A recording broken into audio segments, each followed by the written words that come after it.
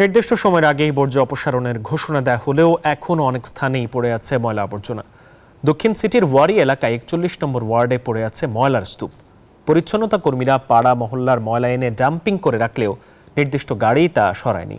বেলা 12টায় প্রথম গাড়ি এসে ময়লা নেয়ার কাজ শুরু করে।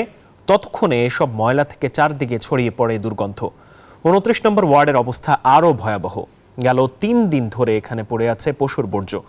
এ বিষয়ে সংশ্লিষ্টরা দোষারোপ করছেন একে অন্যের ওপর।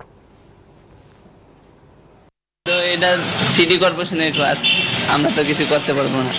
সেটা 3 দিন তো ওখানে পড়ে রয়েছে, তা তো পরিষ্কার করে না। এই তো কি করা যায়, কিছু করার নেই।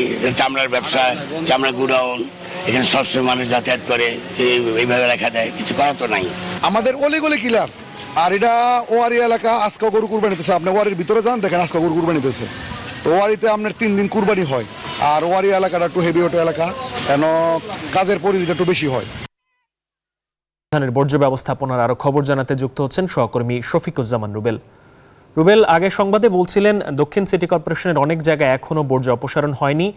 এখন কি অবস্থা দেখতে পাচ্ছেন?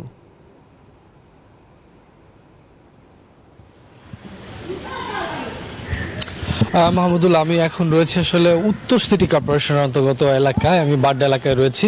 আমরা কম্পেয়ার করার চেষ্টা করেছিলাম যে দক্ষিণ সিটি কর্পোরেশনে যেহেতু এখনো ময়লা ছড়িয়ে ছিটিয়ে রয়েছে, উত্তর সিটি কর্পোরেশনের কি অবস্থা। আমরা উত্তর সিটি কর্পোরেশনে কয়েকটি ওয়ার্ডে ঘুরেছি, আমরা দেখেছি না উত্তর সিটি কর্পোরেশনে কিন্তু কোনো বজ্র আমরা এখনো পড়ে থাকতে দেখিনি। আমরা দেখেছি বিভিন্ন বাসাবাড়ির সামনে পরিষ্কার পরিচ্ছন্ন করে সেখানে ব্লিচিং পাউডার ছেটানো হয়েছে।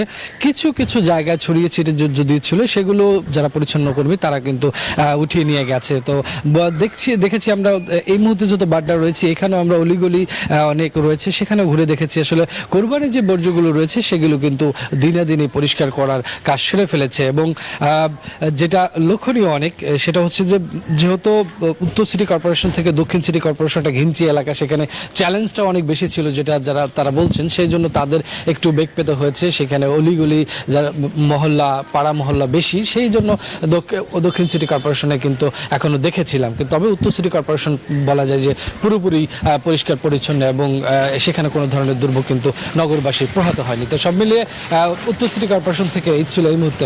মাহমুদুল। জি রুবেল, আপনাকে ধন্যবাদ।